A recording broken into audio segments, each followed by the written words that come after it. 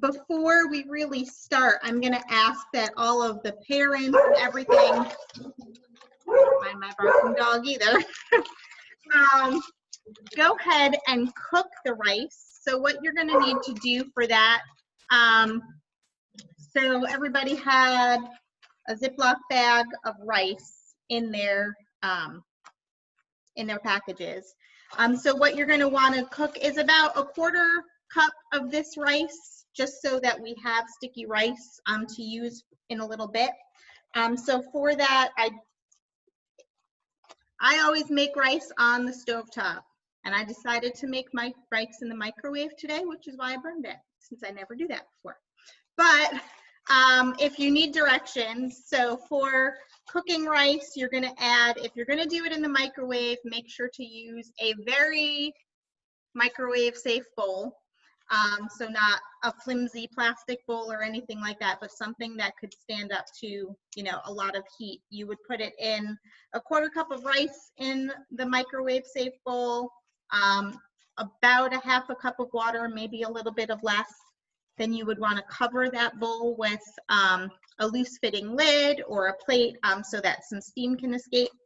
And you want to microwave it for 10 minutes, and then you're going to microwave it again for a little bit longer, depending on whether it's done or not. If you're doing it on the stove, which is how I always cook my rice, you'll boil 1/2 cup of water to start out with. Pour in 1/4 cup of the rice once that water is boiling, and then simmer it on lowest heat for about 10 to 15 minutes. Because it's such a small amount of rice, you really don't need more than 10 to 15 minutes for it to cook. So I'm going to let all the parents get started with that, because we will need both dry rice, so the uncooked rice, as well as the cooked rice for this experiment. And the first thing that we're going to do is we're actually going to watch a video about how blood clots. It's different than the video that we just watched with Virginia and the Genentech video. This is a video just for kids, or meant for kids, for all of us. So I'm going to go ahead and share that. Jillian, question. Yeah. Are we cooking all of the rice? No, about 1/4 cup. And there's 1/2 cup that we measured, so you guys should be cooking 1/2 of it. Yep. Thank you. Quick question, does each kid need 1/4 cup of rice cooked? No. Is this extra? Okay, thanks. Yep. I mean, you're always welcome to use more, but if the 1/4 cup cooked is should be good. fine. Okay. Yep. Thank you. And it's 1/4 cup dry rice. The first time I ever cooked rice in my adult life, I misunderstood it. The recipe called for like a cup of rice, so I made a cup of rice, but it was a cup of dry rice, and so we had 3 cups of rice, not what I intended. So 1/4 cup of dry rice. So let me go ahead and share my screen for this video.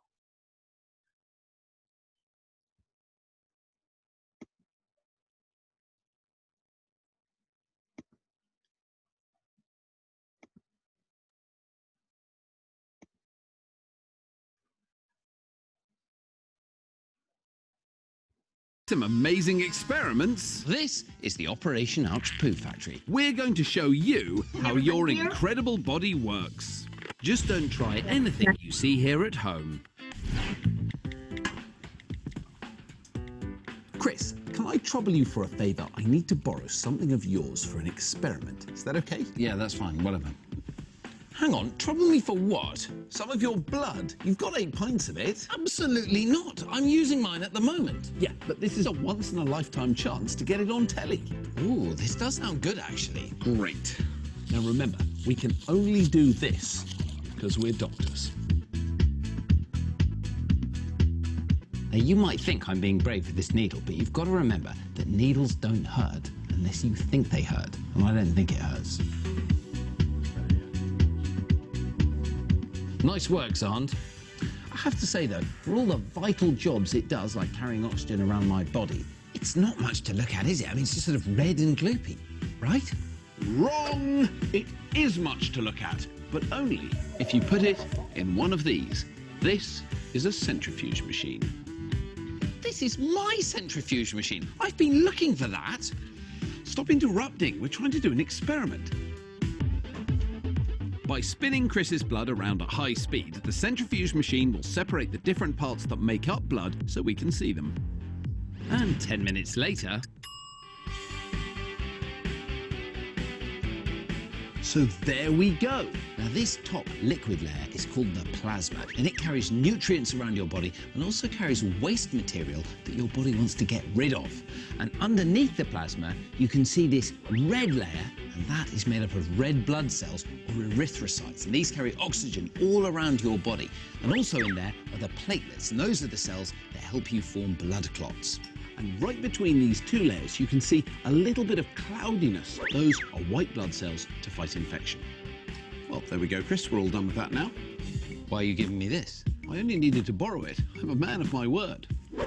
So you've seen what your blood is made up of, but do you know where your blood comes from? Well, we're going to show you. Gross alert coming up. Amazingly, your blood comes from your bones. If you thought your bones were just solid, hard, white things that kept you standing up, then think again, because there's more to bones than that. Now, to demonstrate this, I've got a pig's femur. That's the big bone that you've got in your thigh. And we're going to open this one up to see how bones make blood. The femur is one of the strongest bones in the body, so we're going to need some very specialist kit to cut it open. Exactly. Right, Aunt. Or we could use a medical femur saw. It's the only thing that doctors ever use to cut bones. Okay, we'll do it your way. It's time to saw open some bone. Chris, the saw. Get ready, because this is going to be a bit messy. This is the inside of a pig's femur. And right here, this squishy stuff is red bone marrow. Now, it's the red bone marrow that makes all your blood cells. In fact, every single day, your bone marrow makes 500 billion blood cells. Busy. Now, the inside of your bones looks like this. It's pink with a lot of red marrow. But as you get older, your marrow starts to turn yellow. Chris, the yellow bone marrow, Coming right up. This is the inside of an adult cow's leg bone. This yellow bone marrow is a much lighter colour. It's very soft and squidgy, and that's because it's mostly fat cells. This is what your mum and dad's bone marrow looks like. And that's because your body needs more blood when it's growing a lot. But as you get older and you don't have so much growing to do, some of the red marrow, which makes blood, turns to yellow marrow, which is basically a fat store. So you have more red marrow than a grown-up. But how does blood get from inside the bones to flowing around your body? Well, we're going to show you. Come and have a good look at this. Right there, between that bit of bone marrow and the hard bit of bone, is a blood vessel. So that's coming right inside your bones to pick up all that nice new blood being made by the marrow every single day. How cool is that? So we've shown you that inside, your bones are amazing blood-making factories, and veins come right inside the bones to pick up that blood. And we've seen that blood is made up of different things, all of which have different jobs in your body. You know, Chris, I did have a sense that chainsaw was a bit over the top. Did you, Aunt? I could feel it in my bones.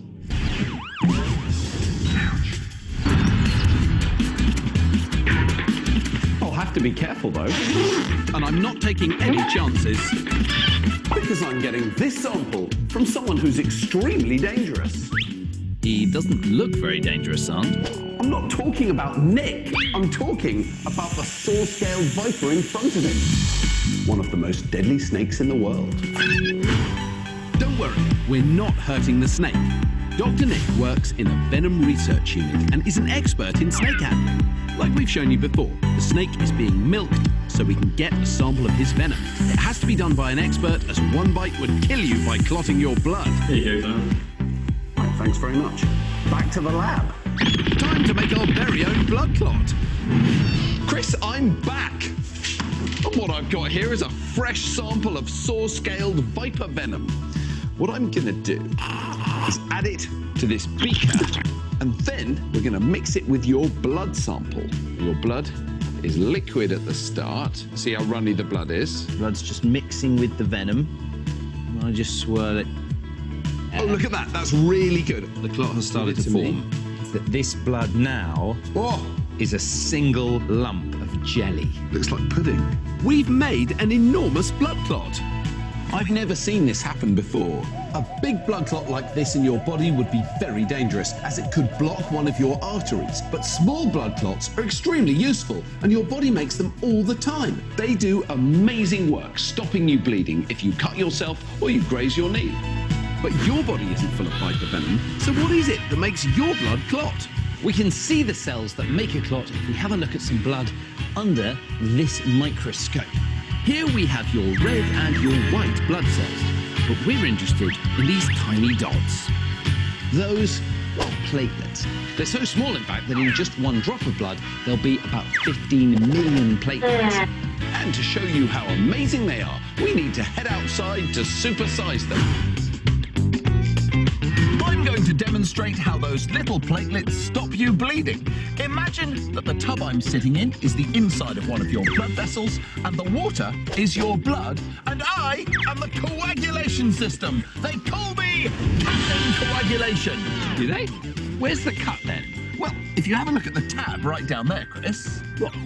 This one here, the one that says don't touch. That's right. Okay, well, I just pull this, do I? Just give it a pull. Stop, you're bleeding and I can't stop it! Don't panic, Chris. I am the coagulation system, and the first thing your body does when you're bleeding is constrict the blood vessel. As soon as your body detects a cut, it makes the opening in your blood vessels smaller so that less blood can flow through. Well, that is slower, but you're still bleeding, Zahn. What should we do now? Just hand me the bucket of platelets.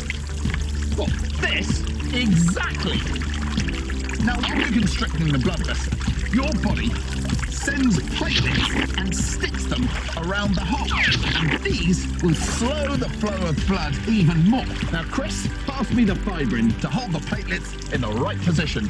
This is a protein called fibrin. It forms fibers that help stick the platelets together. There you go, Chris. With the blood flow slowed right down, we're ready for the final stage of the process. Pour in the clotting proteins.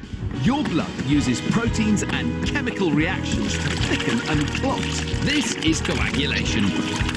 Look at this on. The coagulation proteins have set into a thick goo and the bleeding has stopped. Another triumph for Captain Coagulation.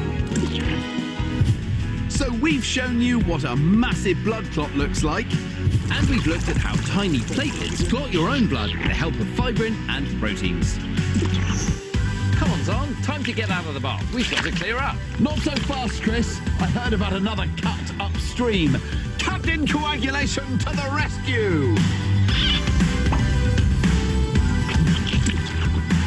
What do you mean, upstream?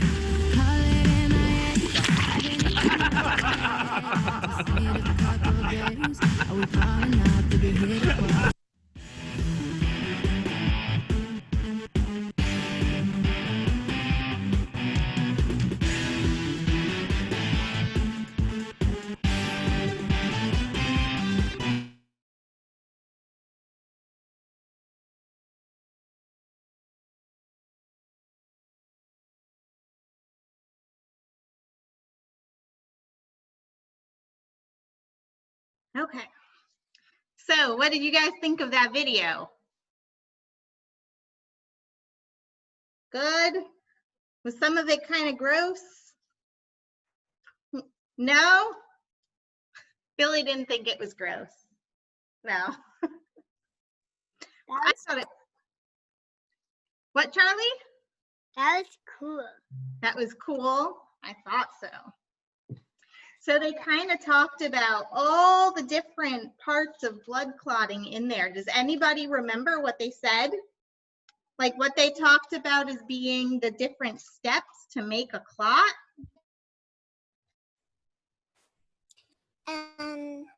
is to get a cut. So we get a cut, and then what happens? You bleed, And then and then our blood cells come. the platelets come, right? Mm-hmm. That's exactly right. Anybody else? And then it makes the fibrin. Yep, and it makes the fibrin, which we kind of learned about with the clotting cascade that we just did a few minutes ago, or at least your parents did. I don't know if you were all there too, but it makes the fibrin too. Very good.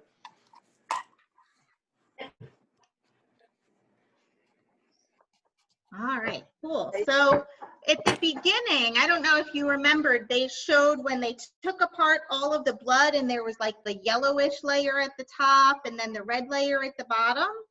So when they broke apart the blood into the different parts, that yellow layer on top is where your clotting factors are. So if you have hemophilia, your clotting factors are in there. Also, if you have Willebrand disease, your von Willebrand factor is in there. And then in the bottom where all the red stuff was, that's where the platelets are.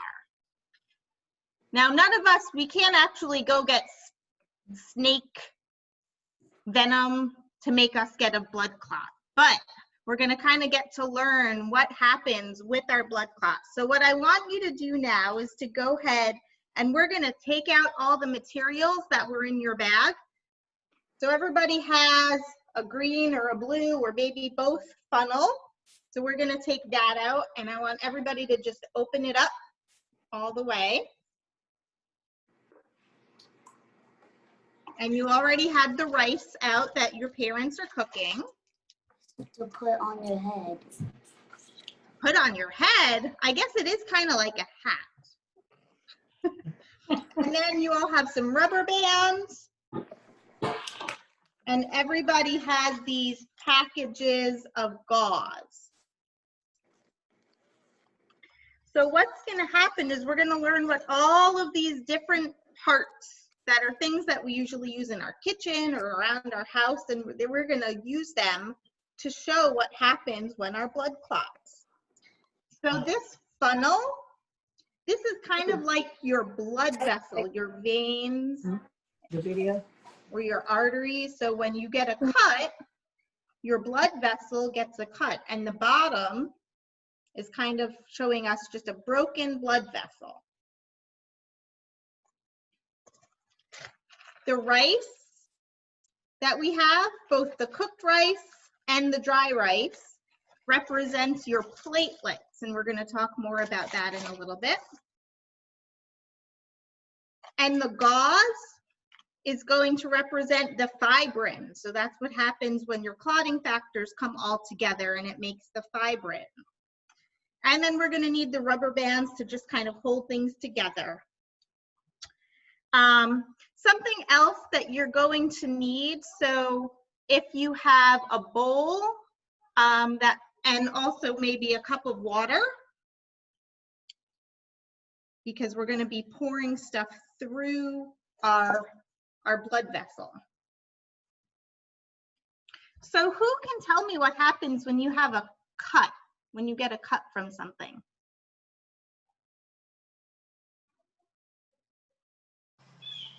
You bleed.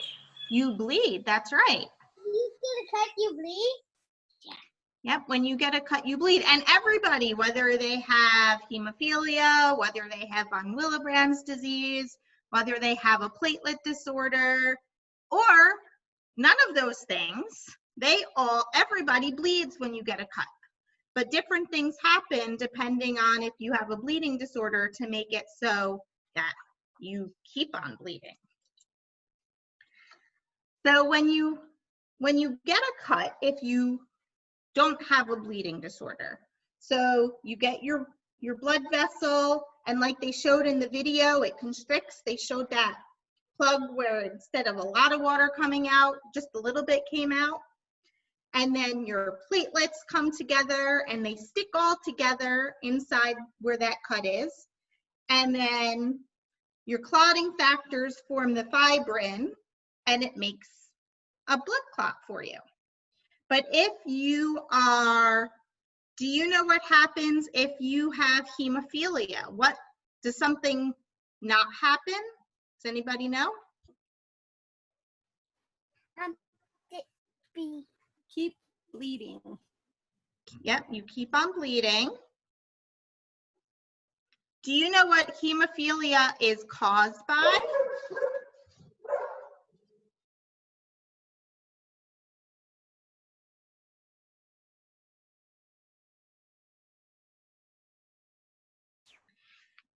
So if you have hemophilia, you are missing factor 8 or factor 9. So one of those proteins in your blood that makes the fibrin. What about if you have von Willebrand disease? What does that mean?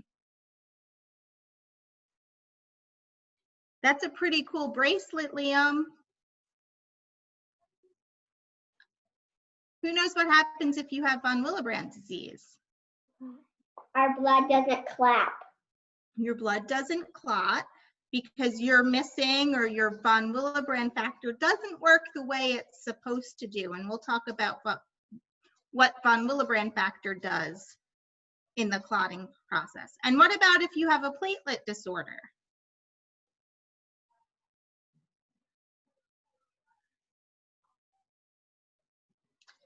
So depending on the kind of platelet disorder, you might not have enough platelets, or they might not work the way they're supposed to. So all of those things are really important. So we're going to go ahead and get started with this experiment. And what I want everybody to do is get a bowl around, just so that you don't make a big mess. Hey, Hold on. what's your name? The girl who's got My name? Yeah. My name is Jillian.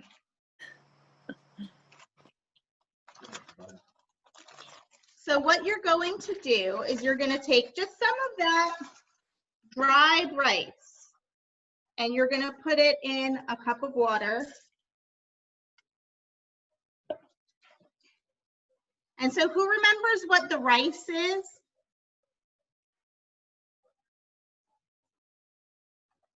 Say it again. Platelets. That's right, platelets. You gonna put some rice in there? I'll put some rice in there. Can I put All right, and then you're going to take your cup with the water. The water is kind of like all of the liquidy part of the blood. And you're going to take it and pour it through your funnel. So pour it through your vein. Right. Can you pour this cup through here, through the vein? Yeah. Good job. So what happened when you poured it through, when you poured the water and the rice in there?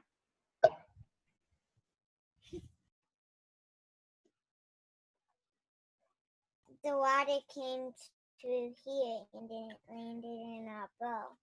Right, it just kept on coming out, right? It didn't stop. It just kept on going through that broken blood vessel. So no clotting has happened yet when we just pour that rice and water through our funnel. The platelets were not working? Right, the platelets were not working. Good job. Anybody else?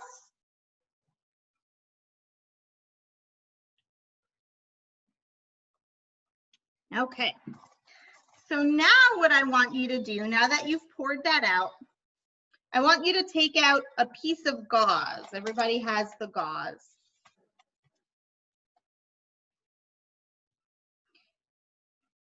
Who remembers what I said the gauze is? Fibrin. That's right, the fibrin. How do you get fibrin? What has to work?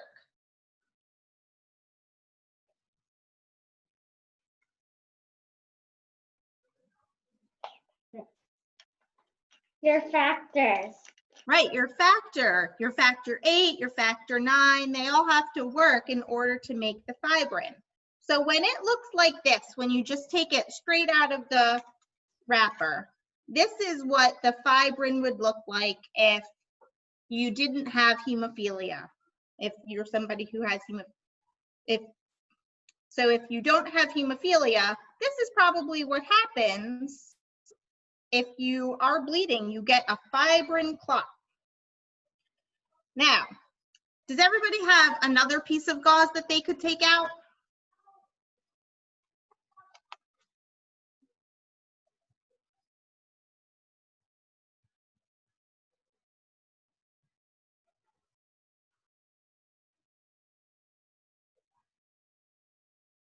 So if you have a second piece of gauze, what I want you to do is kind of open it up and pull it apart.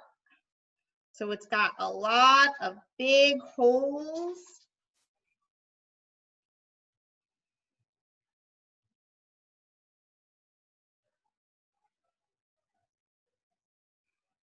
So kind of like this. So if you pull on the gauze, this will happen to it.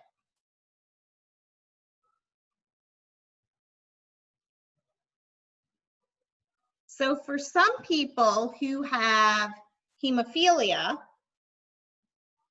if they have a deficiency, they might make a little bit of factor 8 or factor 9, or they might not make any at all. You make a little bit, you might have kind of a fibrin net mesh that kind of looks like this. It's not very, got big holes, it's not really strong. Or you might not be able to make this at all. But this is what happens kind of if you have hemophilia.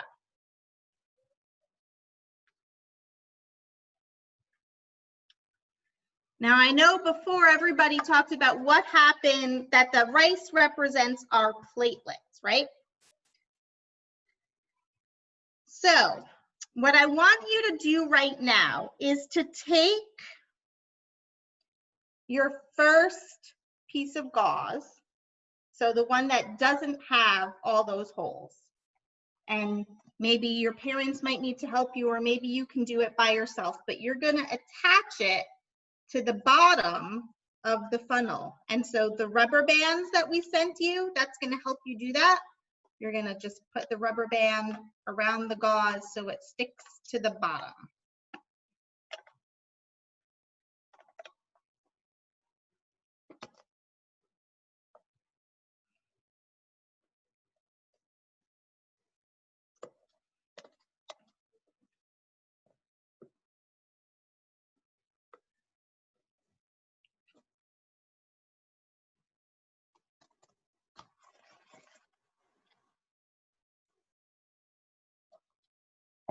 Now, if you take some water again,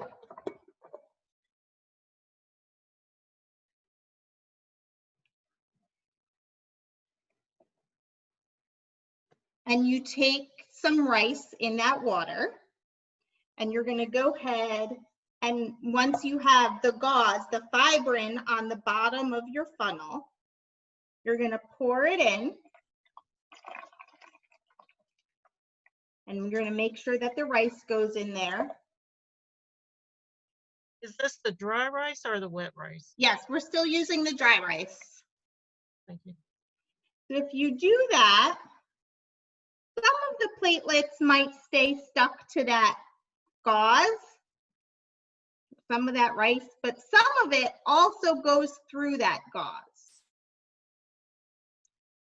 So your platelets are not really sticky. They don't stick together yet, and they go through and you keep on bleeding. So that, does anybody have a guess as to what that might mean?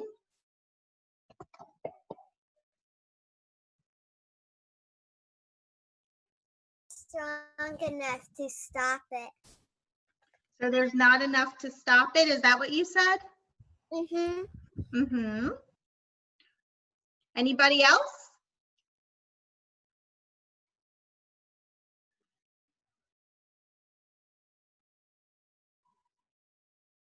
So there's not enough to stop it, but also there's something else. Does anybody know what happens when you have von Willebrand disease?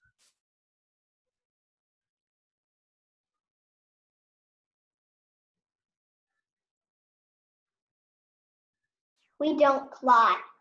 You don't clot. And do you know why you don't clot? You know what?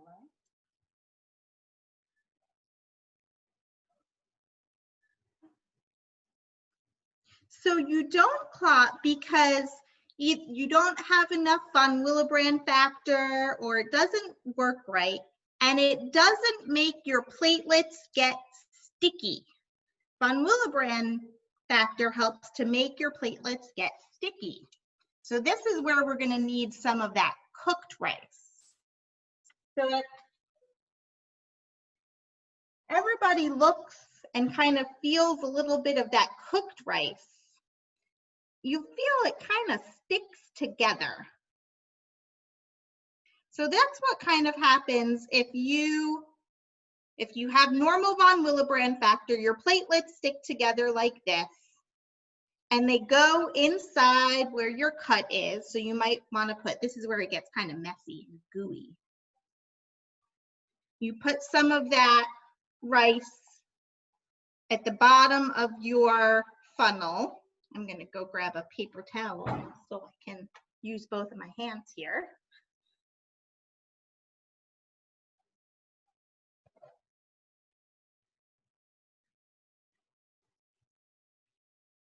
And if you have that gauze again, that where it's still pretty normal, so the gauze is, the holes are not big, it's at the bottom of that funnel. I don't know how well you can see it. Those platelets are not going to fall through your fibrin mesh, that piece of gauze that we have. So if that's what happens when your von Willebrand factor is working right. But if instead, you know how we had that gauze before with all the holes in it? Like if you have hemophilia. So if you put that gauze at the bottom,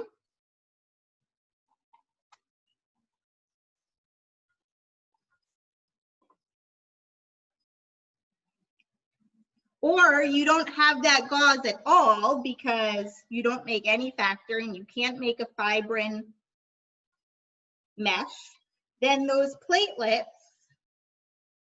even though they're sticky, are going to go straight through and you're going to keep on bleeding.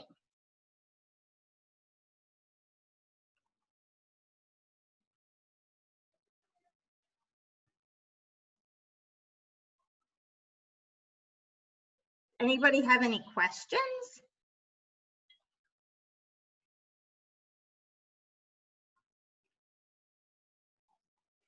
So if you have the fibrin mesh at the bottom, which mine disappeared, so I'm going to grab another one maybe.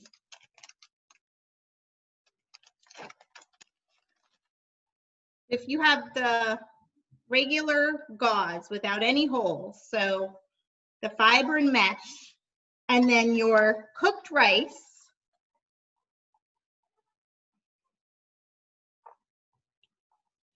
this is a blood clot because it can't go through and you stop bleeding.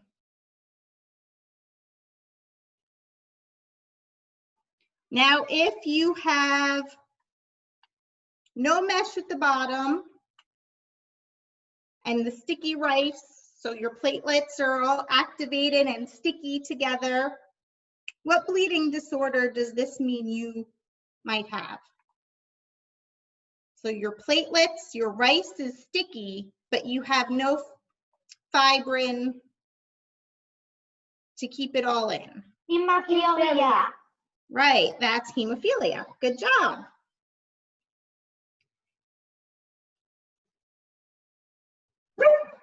Oh. Now, if you have that fibrin clot at the bottom, but your rice is dry, so it's not sticky, and it kind of goes through, how much you can see there. Not good at holding this stuff in front of a camera. And it kind of goes through like that, so you still have your fibrin, but it doesn't hold the rice or your platelets. What bleeding disorder do you have?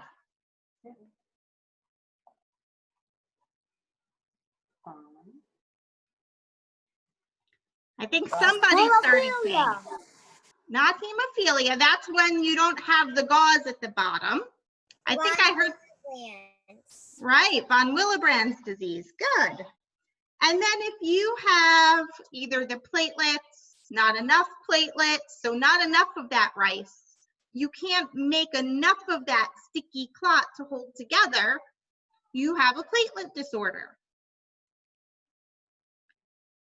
So does anybody have any questions about that?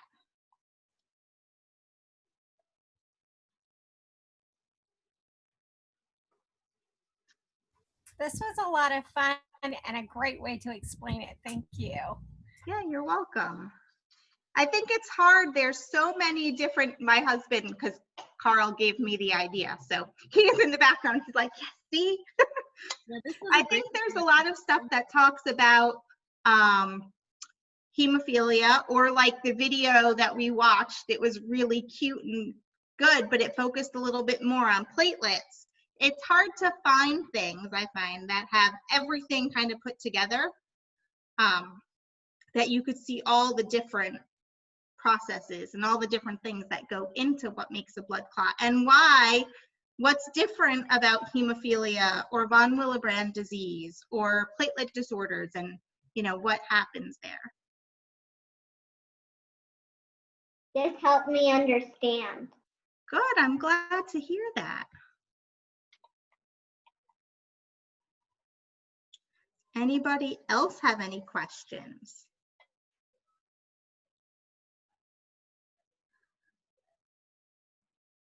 Of all the years, Jillian, we've never seen anything to really explain the platelets, so thank you so much. You're welcome.